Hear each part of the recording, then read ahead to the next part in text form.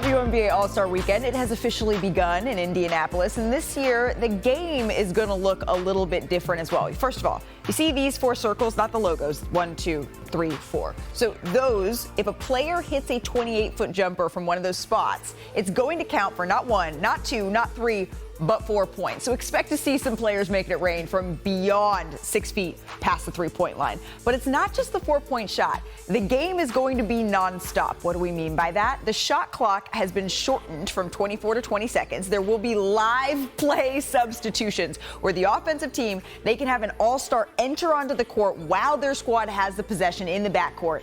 And get this, there's no more free throws. So outside the final 2 minutes, in circumstances that would normally require a player to go to the free throw line and the game slows down, instead, automatically, they'll be credited with the maximum available points. But before the game tomorrow, All-Star Friday, it's just a couple of hours away. We get the skills challenge.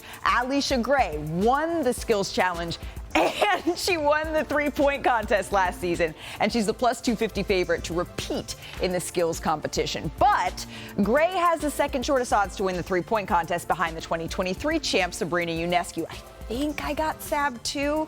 We'll see. The Liberty Star is a plus 120 favorite to win the contest. But don't count out who's third at plus 400. As All-Star Weekend gets underway, we're joined by Sparks guard Kelsey Plum, a member of Team Fee this weekend. Kelsey, as always, I appreciate you making the time. Thank you. Thanks for having me. Of course. So your teammate, Angel Reese, your teammate for the weekend on Team Collier, that is, said that you all are in Indy, but it feels like it's Miami. What's the vibe out there at All-Star Weekend? Well, I don't know where she's staying, but I want more energy. I want more energy than that. No, but it's been great. I mean, Indiana is a great place for basketball, obviously. A ton of fans. Super excited. I mean, never have I ever experienced the orange carpet live with fans. So, I mean, there's definitely a lot of cool things that they're doing this weekend, and definitely a lot to be excited about. I'm usually the person who has POMO. I'm proud of missing out, but I got to say, this weekend, seeing the orange carpet, seeing the outfits on it, I'm having a little bit of FOMO here. And your outfit in particular had a lot of folks talking. I loved the red. What was the inspiration behind it? Thank you. I was a little bit apprehensive, I'm not gonna lie. It's not really in my wheelhouse, but I ended up just loving it. You know, we're in Indiana, so we gotta go red, a little bit of sparkle. I wanted to have like a sleek braid that just went all the way down. You know, Louis Vuitton shoes, sport mat dress. I could barely walk after the night, but it was worth it. See, that's the sign of a good night. You know, when you're just like kind of hobbling home and your toes kind of look like this after being in heels all night, then that is the sign of a good night. But it all officially kicks off with the 3-point contest tonight. You're one of the league's most confident shooters. What's your mindset going in? Because you've been there before. Ooh, yeah. I mean, before was a little bit different in terms of like the dynamic of the way it was run. So I'm excited. I mean, for me, I'm just going to go out and have a ton of fun. I love the bright lights. I love that there's the starry ball this time. We didn't have that the last time I did it. So there's a lot of nuances, and, you know, there's a lot of people that are probably expecting a lot of different people to win. So, I mean, for me, honestly, I'm just like, I'm excited. I'm going to go out there and hopefully make it rain.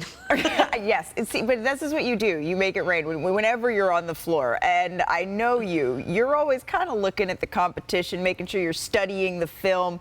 Is there someone that you're looking at saying, all right, this may be who I have to take down here? Yeah, I'm looking at that starry ball. I'm like, 4 points is a lot of points. You gotta knock those ones down, especially at the top.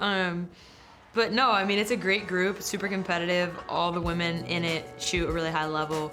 And, you know, my mom was kind of busting my chops about, she's like, you know, Kelsey, you really kind of shoot off the dribble. Are you sure you want to do this? I was like, Mom, like, yes, have some faith. Mom, don't blow up my spot like that. Like, calm down, Mom. We don't need to be putting my business out there like that. You mentioned the starry ball. We saw some video of you taking actually 4-point shots. Is that something that you're warming up, getting ready for the All-Star game? Are we going to see a couple of those?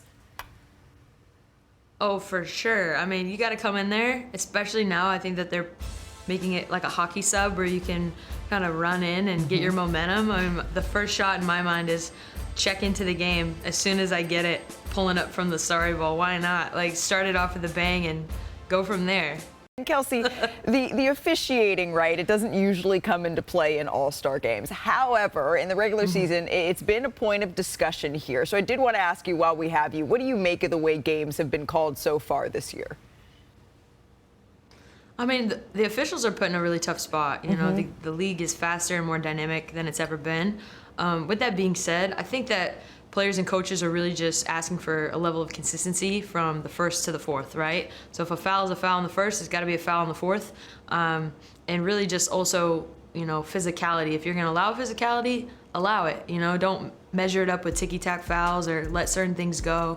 Everyone's just looking for consistency, but I don't envy their job. And, you know, I think our league is growing, and, you know, as we continue to grow, we want to be able to grow and support the officials and pay them what they need to be paid so they feel like their final destination is the WNBA. That's a really great point, to make sure that there is sort of this holistic rise that's happening with the league that we're seeing right now, from the players to the coaches to the referees as well.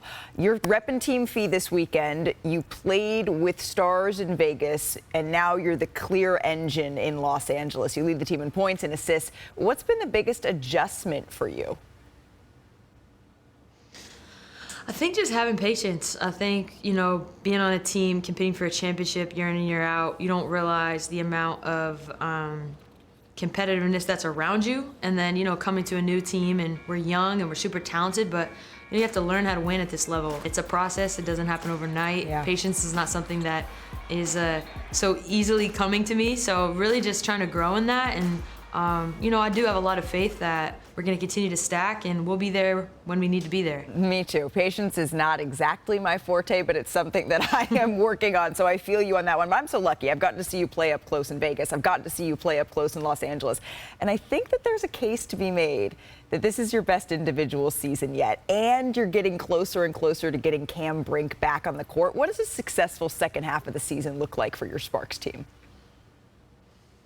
Yeah, I really appreciate you saying that. There's a lot of work that goes into it. And, you know, for me, I've tried to really work on the offseason, growing my game, different levels, defensively, passing, you know. And this year I've shot a lot off the dribble from three. That's not something that I totally would love to do all the time. I'd like to do more catch and shoot. But like you said, yeah, exactly. Like when we bring Cam back and we continue to get our pieces in flow, everyone's going to be in their correct roles, and we're going to be able to build that chemistry and those nuances that you need to win at this level. And so I'm really excited about Cam. She's a super high-level talent, and we miss her out there, especially defensively. So it's going to be great when we get her back. Kelsey, it's always wonderful chatting with you. Thank you so much for taking some time out of your day. I know you got a busy schedule. And before you go, I just got to say, excellent hairstyle today. Really.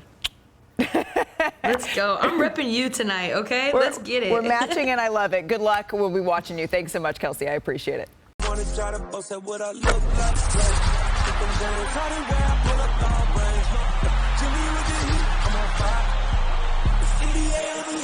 fire.